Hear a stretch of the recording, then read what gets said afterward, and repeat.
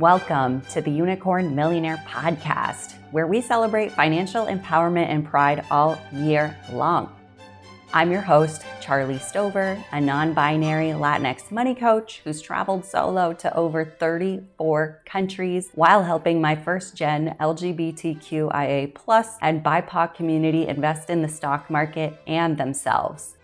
From my journey as a formerly undocumented Mexican American to diving into the world of finance as a stockbroker, I've learned firsthand the importance of financial independence and how you can be anti-capitalist while investing. I said what I said. Through my podcast, I share empowering stories and drop gems on gems, from how to be a Roth IRA freak to buying your first home. I started this podcast because I didn't see anybody like me talking about how to take advantage of capitalism. Whether you're tuning in for financial wisdom, wellness tips, or just to hear about my travels, I keep it real, fabulous, and magical. Subscribe to the Unicorn Millionaire Podcast and leave me a 5-star review.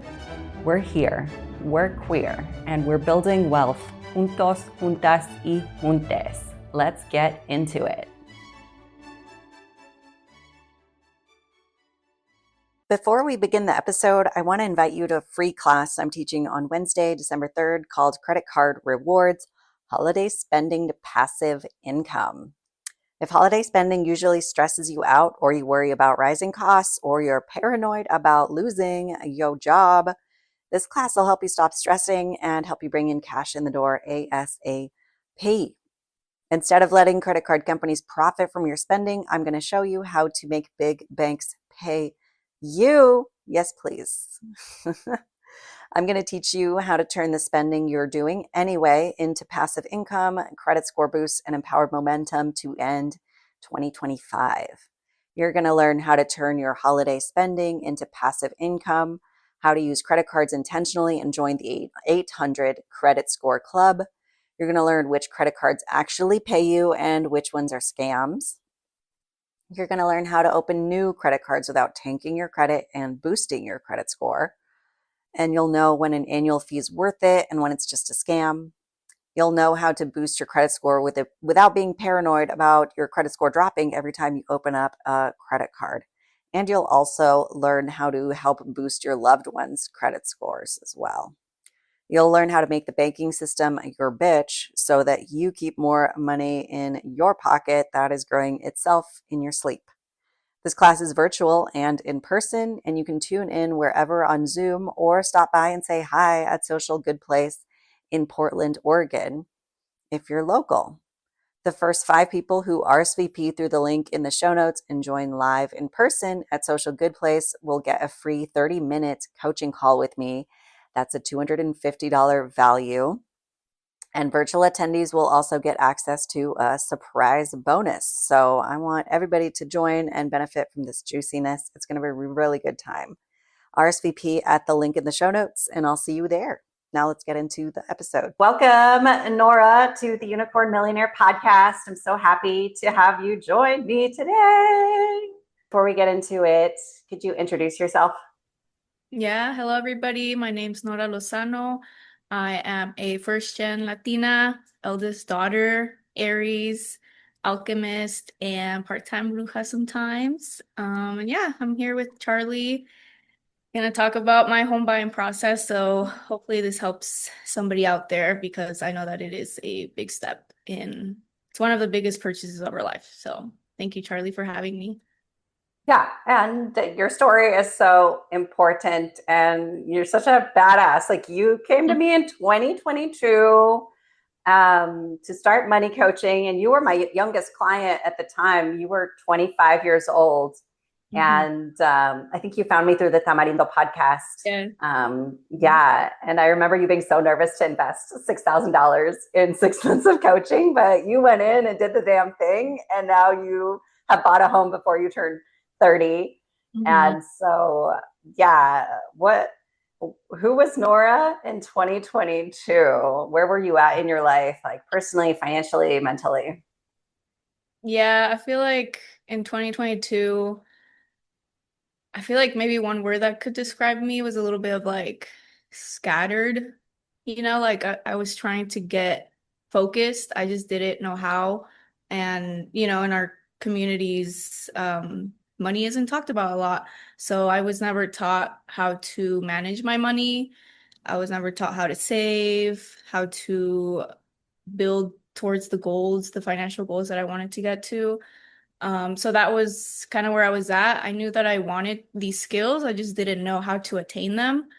And yeah, when I was listening to that podcast, I heard you talking about how you help people with these things that I was interested in. And it was in that moment, I was like, this person seems like someone that would align with me because you were queer, you were Latino, and usually in the financial world, it's usually hetero white men, and I didn't feel safe going into those spaces, and I didn't feel like those people had like my best interest in the way that they supported me. So when I heard you in that podcast, that's when I was like, okay, this might be a sign for me to start getting my shit together. And yeah, so I reached out to you wanting to get support with that. And I think we had that discovery call just to see like if we aligned. And it all seemed like it would work out for me. So I just took the dive, and it was definitely an investment, but I feel like I've already, I don't know, like quadrupled what I invested in your coaching with like all the progress that I've made so far. So, yeah. So before I started with you, I didn't even know what my money traumas were. And Mm. that was something that really helped me working with you because I know there's like a internal joke between you and I, but remember the Prime deals when I bought the pressure Oh cooker? yeah, on Amazon, the pressure Yes, I was cooker. like, oh, I'm just gonna buy it because it's on sale and I don't have it. So I feel like now I don't do as many impulse buys. I'm very level-headed with my expenses, and even when things are on sale, I don't feel the need to just buy it just because it's on sale, right? Like, Mhm. you have to be aware of like what we need and what we don't need, and yeah, just be disciplined. That's another thing. I'm a lot more disciplined now. I feel like back then I didn't have a lot of discipline, and I was mostly feeding off of like the what's it called? Like the instant gratification, and Mhm. working with Consumerism. you. Yeah, working with you helped me calm that down and aim more for the long-term gratification instead of the short-term gratification. And yeah, once you get your long-term gratification, it feels a lot more rewarding than the instant rewards of, it's kind of like a little bit of a dopamine rush when you spend, right? And Mhm. now it's more level, and I'm feeling a lot more confident with my financial situation, and I'm even able to give the people around me, like my friends and my family, tips. And I've even helped my sister open her own credit card, and I've taught her how to use it, make sure you pay it off at the end of the month. Don't Mhm. buy more than you need.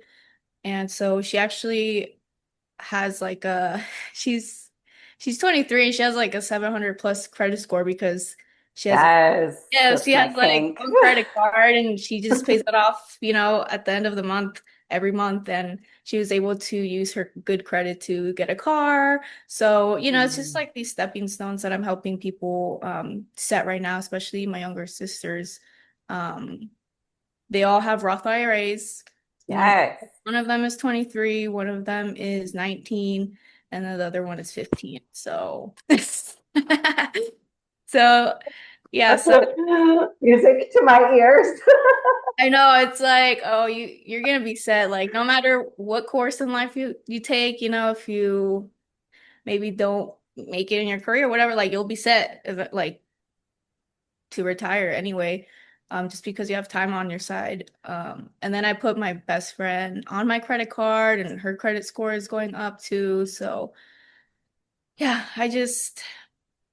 it's been very rewarding to not only help myself but others because I know that yeah, money isn't talked about enough for some reason in people of color communities. So yeah. You put your best friend on as an authorized user on your credit card? Yes. Yeah. Yeah, I just put her on my account. She doesn't use the card, but she still gets the benefits of it. Yeah, just because she was going through a tough situation and that was a way that I could support her and it didn't affect me in any way, so Oh, and that helped her boost her credit. You did that just to Mhm. boost the credit, right? Yeah, Yes. Yeah. that's amazing. And I love that you gave it to a friend because I feel like in the context of adding people as authorized users, they usually talk about your romantic partners or your children. Mhm. But now that I'm a nerd about relationship anarchy and treating your friends like your lovers Yes. and all that ish, I'm like, ooh, I love that. That's me. Sometimes I even believe you even could put your friends above your romantic relationships because they will be there for life and you never know how your relationship will pan out. So uh, Yeah. that's we have to invest in our friendships for sure. Mm-hmm.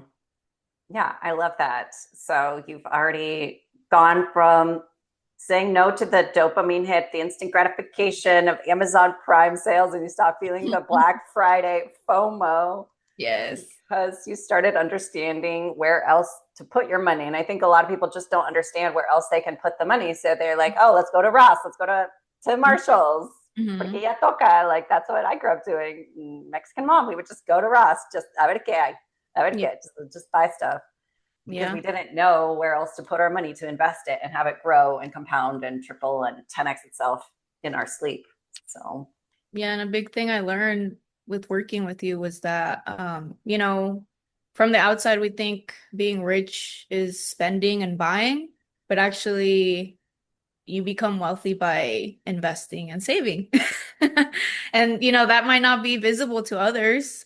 Here in Seattle, there's millionaires, billionaires, and they just dress like regular people, right? You can't even mm-hmm. pick them out from the crowd. So, um, yeah, I think in our communities, people spend money to flex or like, buy the newest car, the newest phone.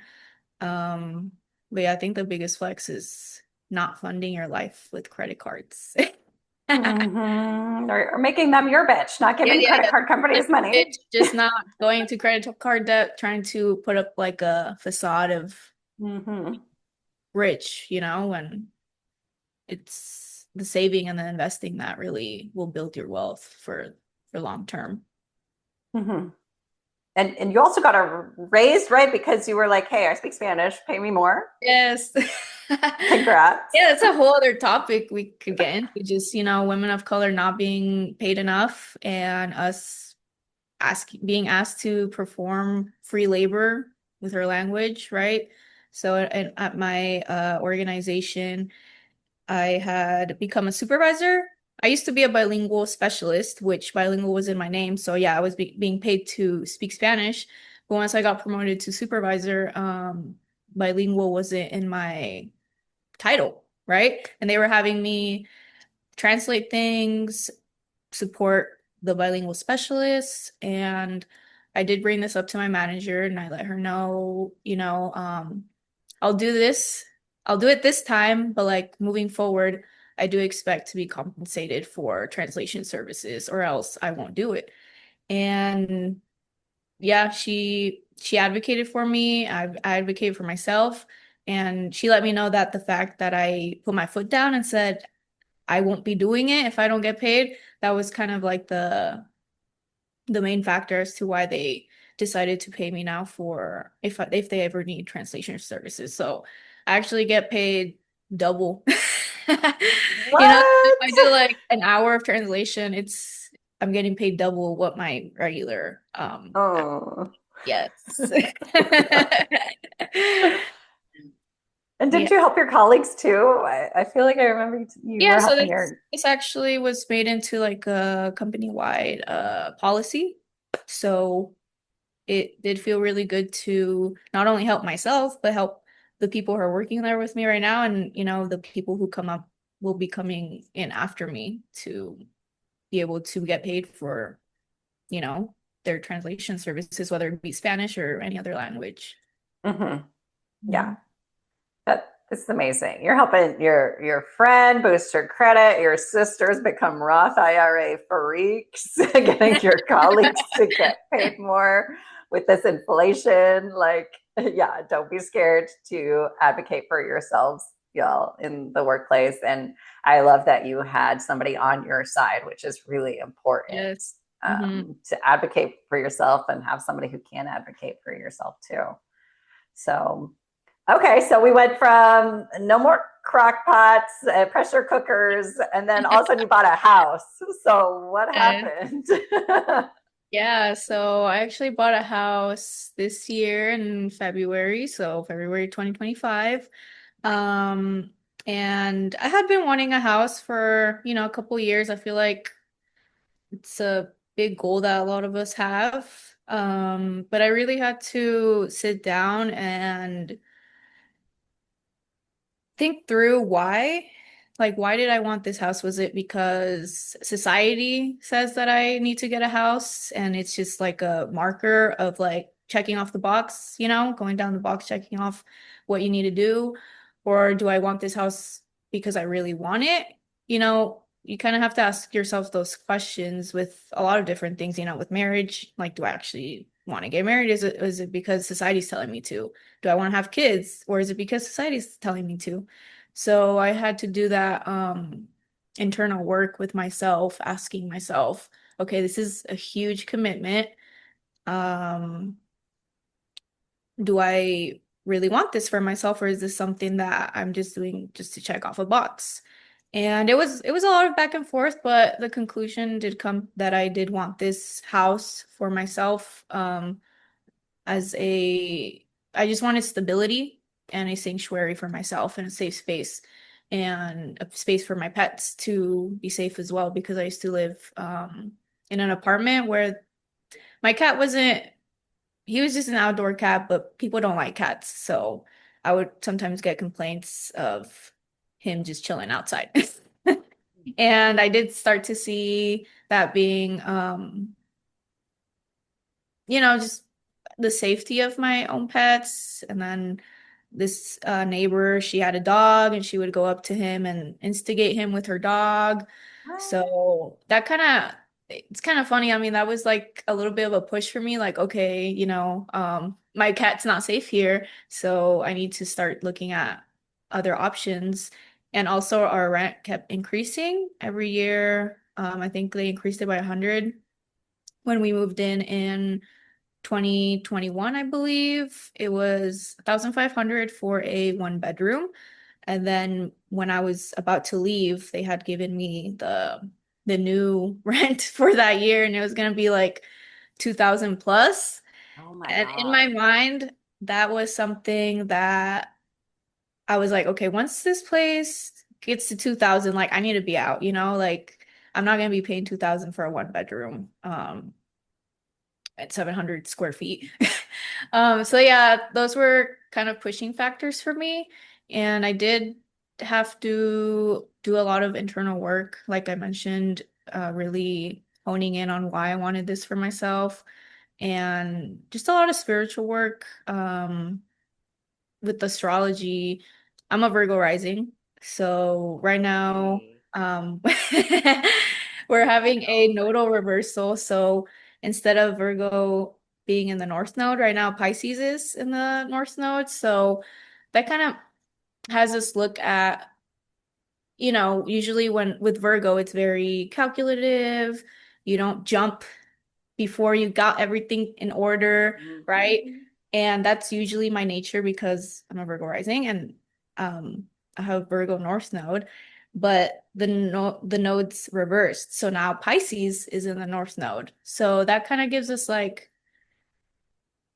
an idea of like maybe what we should be letting go of and which we should be integrating. So with Virgo, kind of letting go of control which is What? very hard for us. But sometimes Yeah. when you're like too controlling, like things don't flow right, and you sometimes force Hmm. things that Por shouldn't. eso I had to get my shit together and let go. Yeah, and with Pisces being a North Node, it's more of like following your intuition.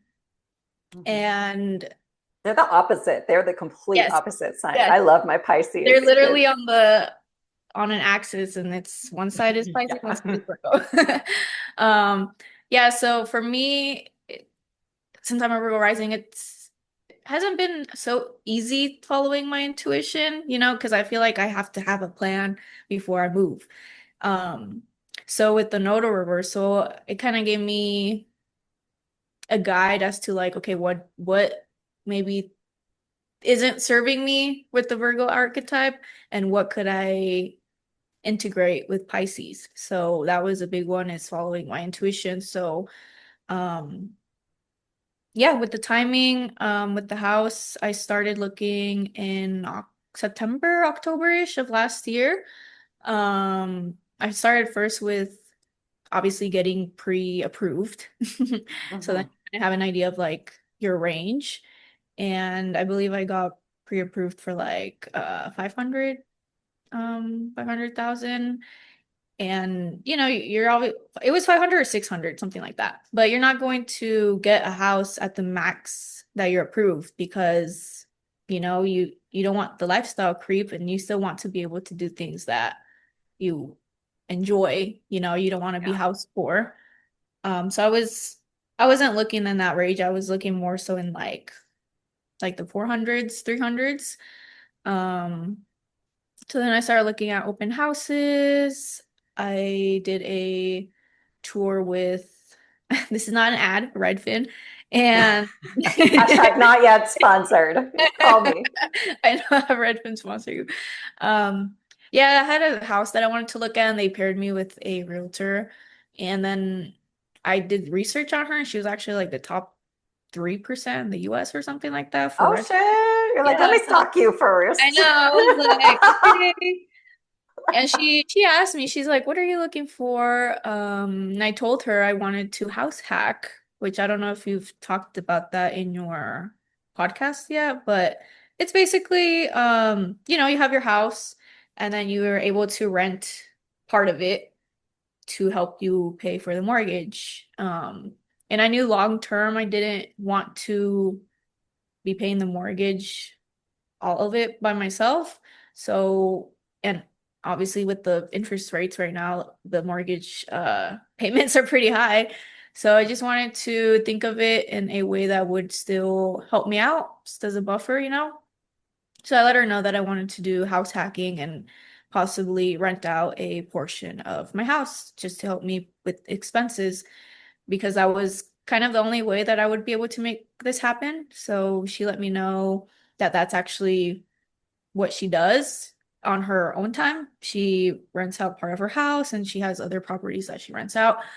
Um, so yeah, it kind of just clicked, and I went with her, and I looked at a few houses. At the start, it was kind of uh discouraging because a lot of them were too expensive or just needed a lot of repairs and didn't have a structure where I could rent part of it. It was just like the house, and it didn't have like maybe like a basement or a back house, you know. So it was a little discouraging, and I did slow down a bit from looking at houses. Um, and then she reached out and showed me a house that was a split level. And she said, "Hey, I saw this house. I think it would be a great fit for what you're looking for." Because split levels are really easy to divide into. So What does then that mean? Split level. split level is like you walk in and there's a set of stairs going down and then a set of stairs going up. Mm. Yeah. So it's not, I guess the lower level could be considered like the basement, but it's a little more lifted than a traditional basement. Like it has full-size windows and they're above the It's like ground. a duplex going up and down. Yeah, a little bit, but it's like a house. I think they're Mhm. really popular in the 70s. Mm. Yeah, so it's a split level. And so the top had two bedrooms, bathroom, kitchen, living room. And then downstairs was just like living room, bathroom, and then two bedrooms.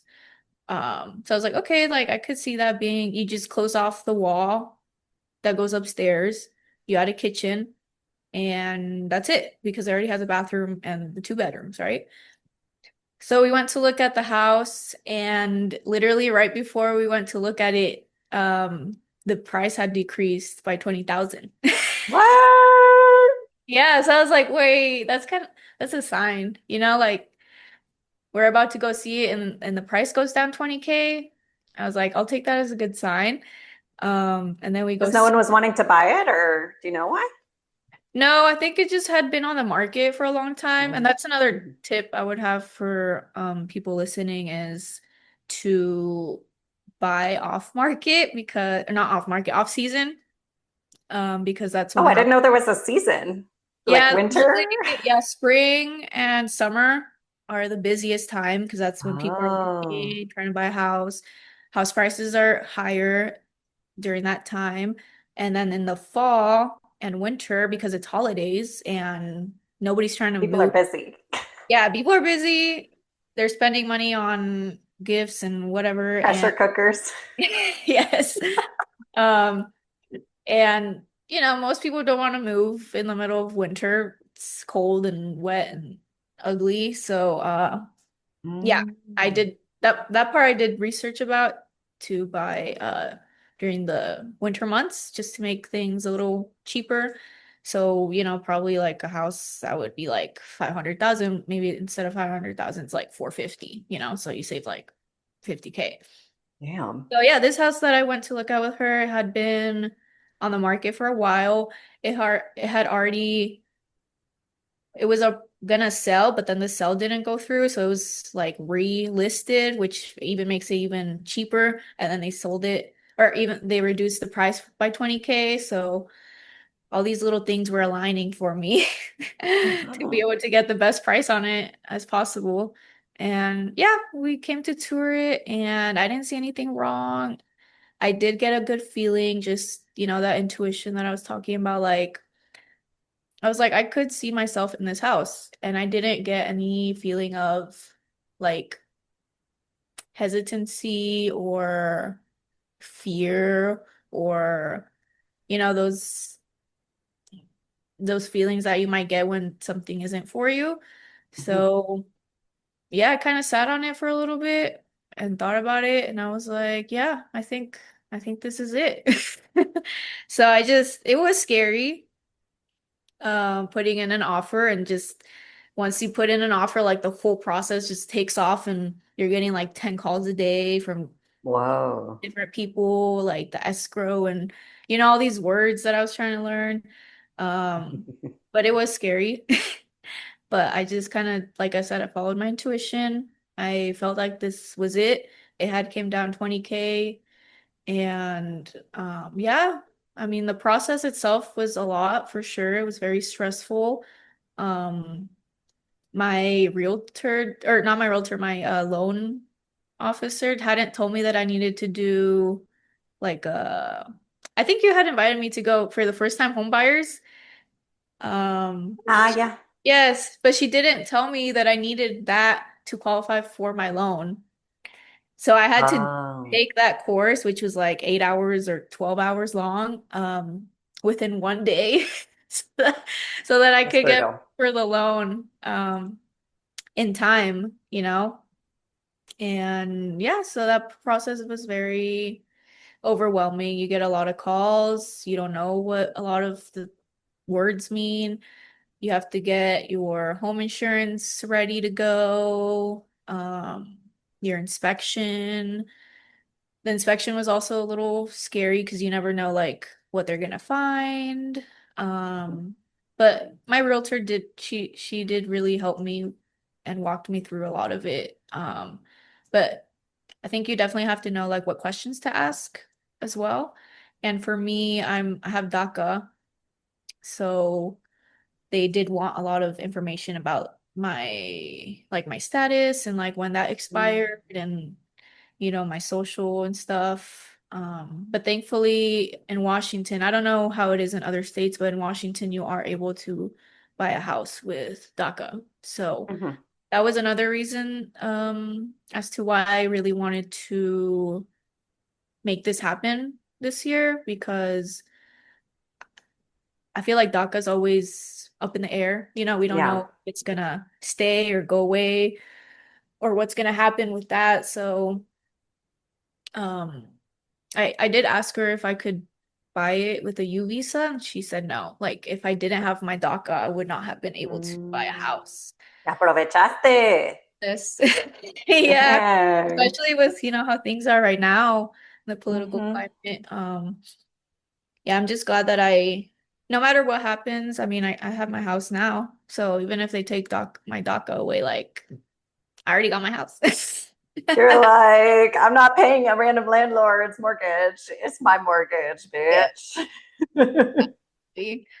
Yeah, so yeah, like I said, I don't know how that is in other states, but in Washington you are able to buy a house with DACA. So, Hmm. and I believe you can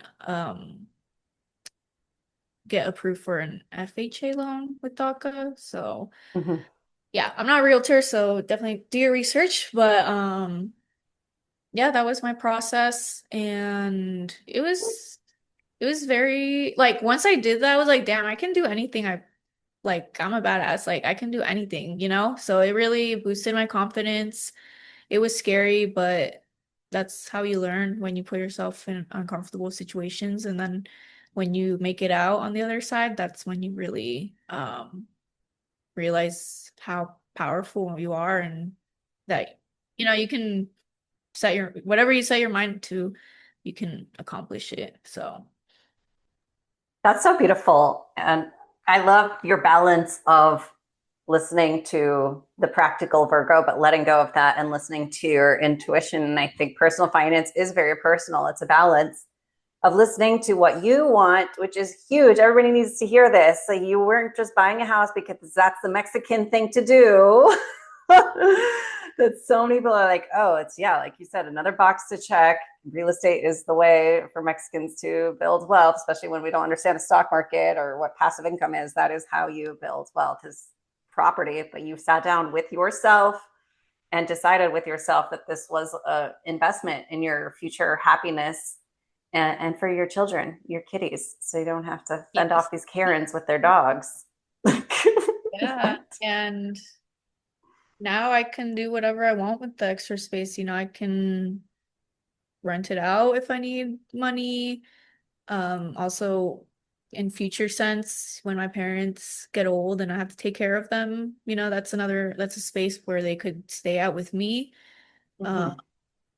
but yeah, it feels really nice to like be able to have a space that I can like use for myself or for my community because I told my friends, if you guys are ever needing a place. I mean, I told you too, like between Yeah. pets, you can stay Yes. here. So it feels really nice to be able to offer Mm-hmm. home to others. Yeah. Yeah, and the house hacking is so smart too. Are you currently renting, or are you I'm in the process looking? of furnishing it because Okay. I wouldn't want it to be a long-term rental for now. I'm looking at midterm rentals, so like furnished finders, uh, where nurses look for places to stay when they're traveling, or even other people. It's not just nurses, it could be parents who have not senior, people who are older and maybe want to live close to their home, or people who are visiting their kids, military, just people who are kind of passing by and need temporary place to stay that's furnished. That's kind of like what Furnished Finders has, and then or could always do Airbnb or something. But yeah, so right now I'm in the process of furnishing it. Yeah. And I think it's interesting how you did the whole process, and then at the end you're like, okay, first time homebuyer program, which for me it's like the first time homebuyer program Oh, is the first first. thing I did.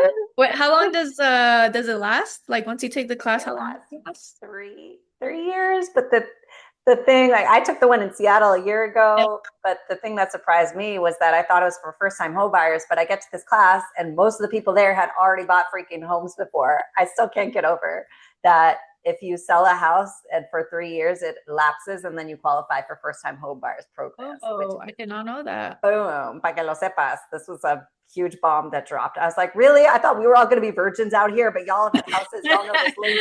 Some of you all have experience already. Well, I'm going to pop my cherry, but I need to like find out how much the state has. So, do you mind sharing how much an assistance or what the assistant looked like and what you had to like show them? You had to show them bank statements, income, Yes, I had to all of show that, right? everything. Which again, I feel like I had been building the building blocks for this moment since I started with you because they were looking at my retirement accounts, they were looking at my savings accounts, they were looking at my credit, which all of that I had been working on over the past few years. So, if someone's interested in buying a home, you kind of have to like set the course for it, like I'd say like at least three, because that's how long it took me. 3 years before, because you have to have your credit in place. They were checking my bank statements, my pay stubs from the last 3 months, I believe, from my jobs. And yeah, they looked at my retirement accounts too. But actually, with the assistance that I got, it was a down payment assistance program. So I didn't have to pay for the down payment. And then my realtor was able to negotiate so that the sellers paid for the closing costs. So I actually didn't pay anything. Damn. You're like, I got it for free. I just had to pay for the inspection, which was a little pricey. It was like 600. I thought it was gonna be like 400, but yeah, it was like 600 for the inspection. And then I did have to send 4,000 in escrow just as a good faith, like, yes, I'm serious about this. So you put the 4,000 down. And I think for that it's like a certain percentage of the house price. So I think it's like 5%, 1%, something like that. I think it's like 1%. Um, so yeah, and then you get that back when everything goes through. So I actually got money back when I closed because I got the money that I put in escrow. So Wow. yeah, so I didn't have to put any money down really. And I kind of wish I had known that earlier because that was something that was holding me back. I Yeah. thought to save all this money to be able to buy a home. I thought I would have to have 20, 30,000 saved. Yeah. But with the first time home buyers program and the down payment assistance, you don't you don't have to have anything.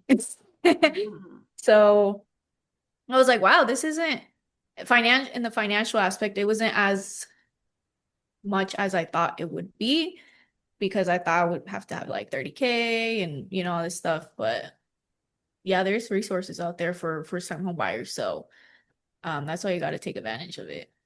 Amen. It's free money. It's your tax refund. Your tax dollars fund these programs. So get your money back. Don't be touching your Roth IRAs or 401ks to pay for these Yeah, houses, no, people. that was not an option for me.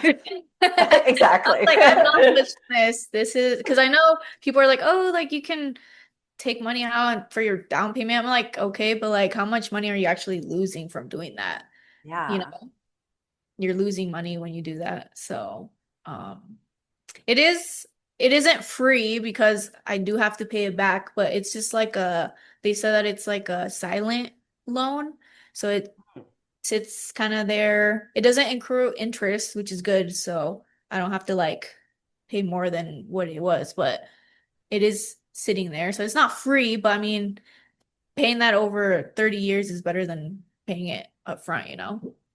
Exactly. Especially if you don't have to pay interest because of inflation. That Yes. while you stack your cash, that's like I love this. It's the investor mindset. It's like there's no interest. We're going to stack our cash and grow our money and buy our home and do all this stuff in the meantime while still keeping an eye on the debt. It's there.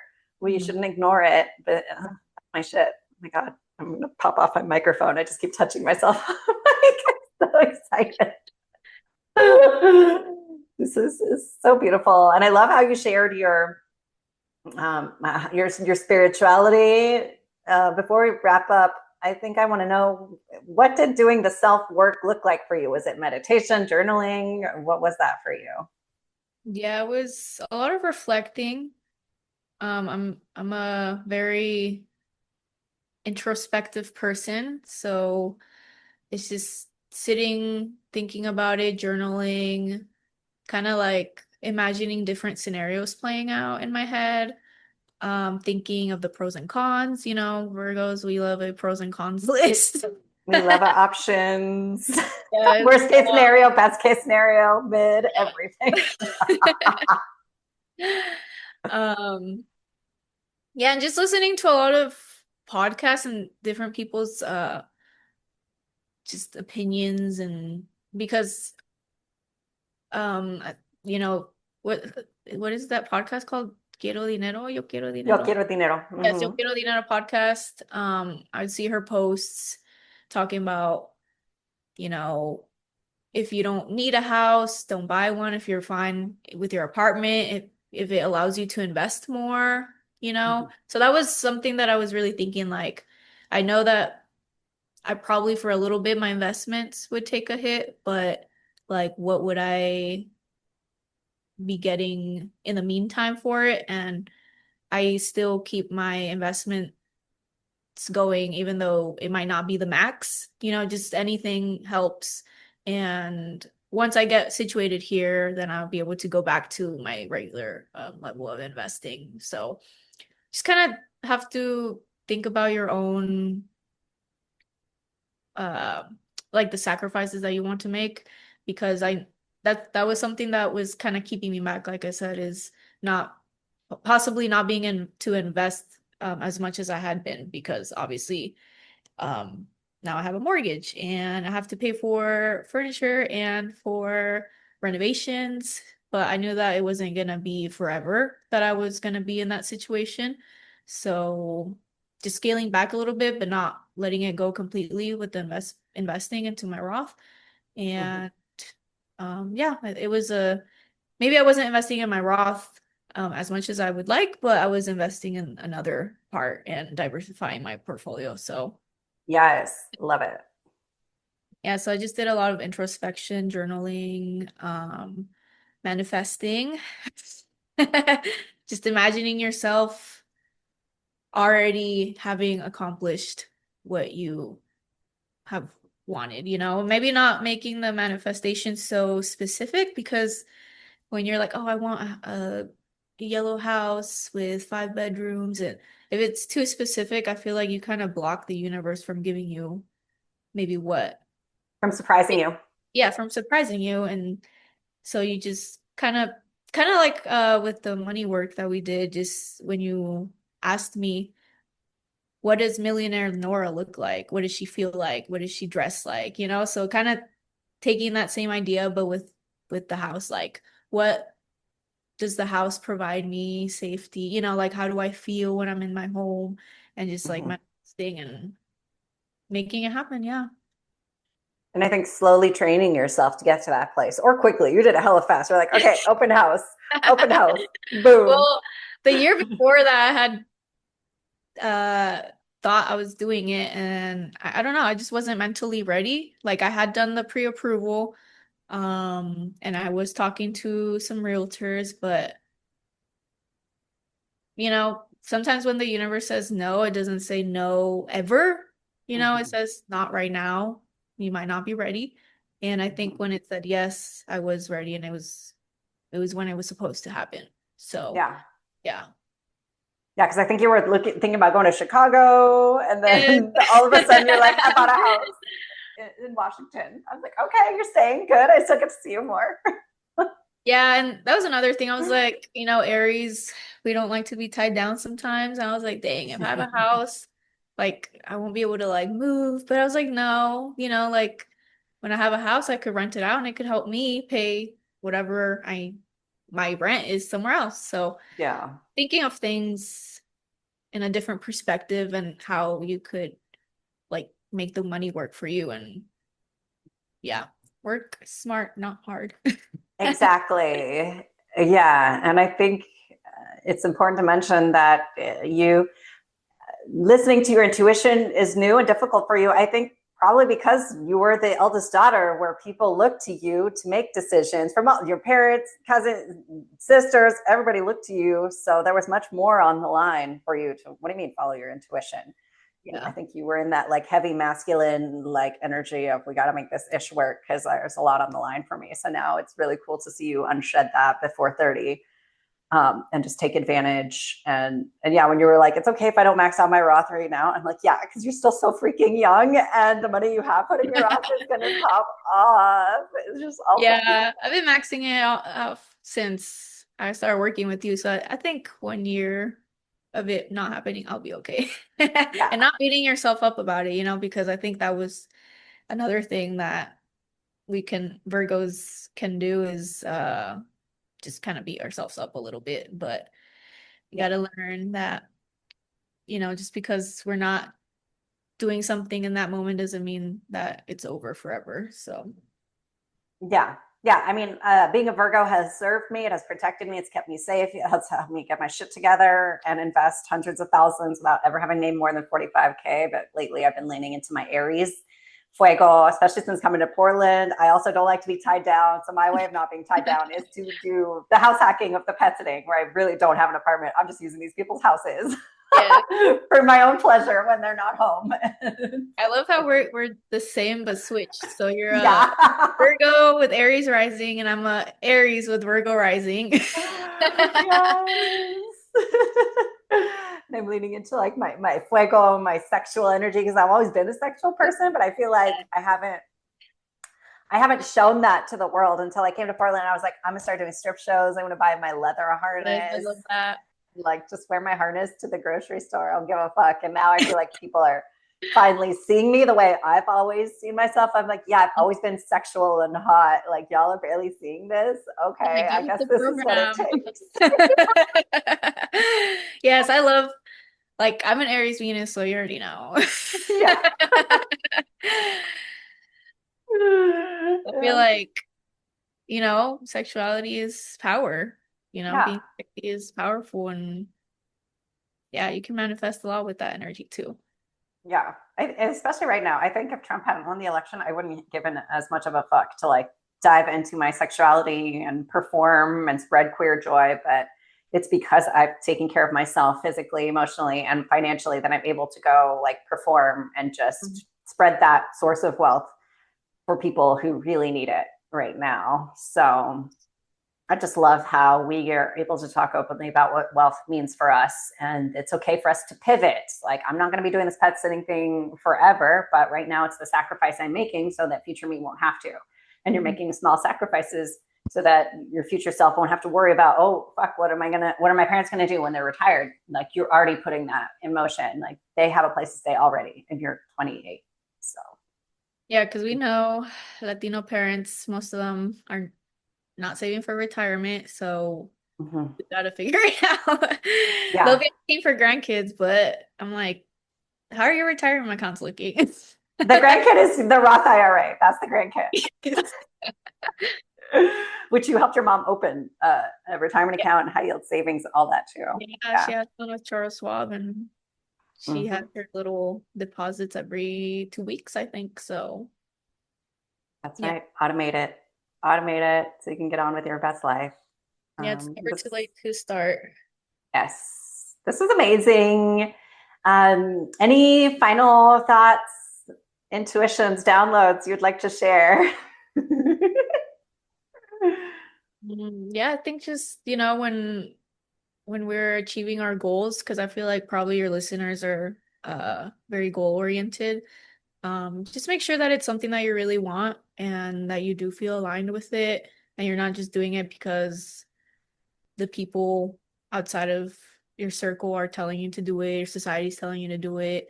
Mhm. And trust yourself. When you do want to get something done, you will be able to do it.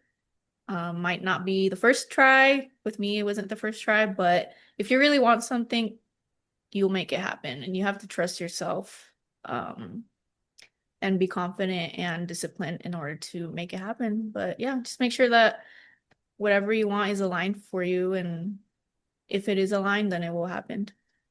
I love that. I personally appreciate that because I've also applied for pre-approval multiple times, but as a business owner, they really are they don't trust you like that as a business owner. They're like, what do you mean you work for yourself? It does not compute. I think I've gone denied 3 times, but I haven't given up. And in the meantime, I'm going to first-time homebuyer programs. I'm telling you about them. I'm helping my people get ready for that first-time homebuyer process. Like for me, it's just the income is the factor in me not buying a home. And I would also beat myself up about it.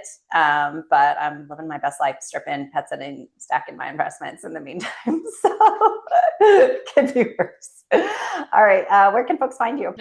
Carnelian Cosmos on Instagram. So CARNELIAN_Cosmos.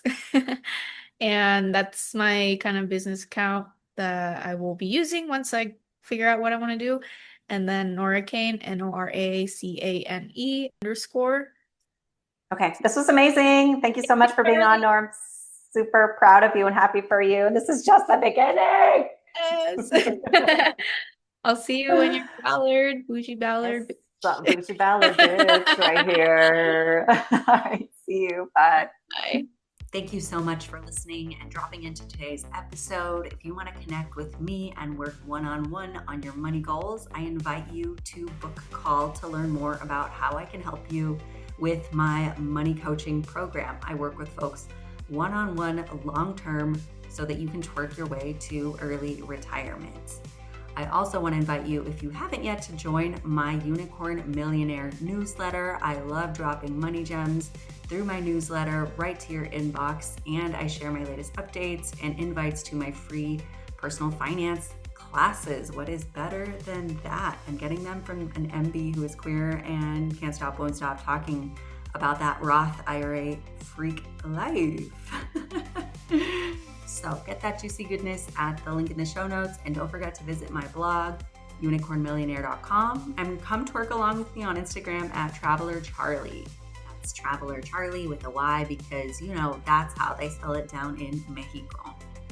The information contained in the Unicorn Millionaire Podcast is provided for general informational use only. Your purchase, download, and use of this material does not constitute a client relationship. The views expressed by the Unicorn Millionaire Podcast hosts and guests are not intended to constitute accountant, legal, tax, certified financial planner, stock advisor, or other professional advice. Users of this podcast material should not act upon this information. Users of this podcast material should do their own due diligence by independently verifying all information, products, and services mentioned with their own qualified professionals before making any decisions. We assume no responsibility for information contained in the Unicorn Millionaire Podcast and disclaim all liability with respect to errors, inaccuracies, omissions, misleading, or defamatory statements. Users of this podcast accept and understand the terms of the disclaimer.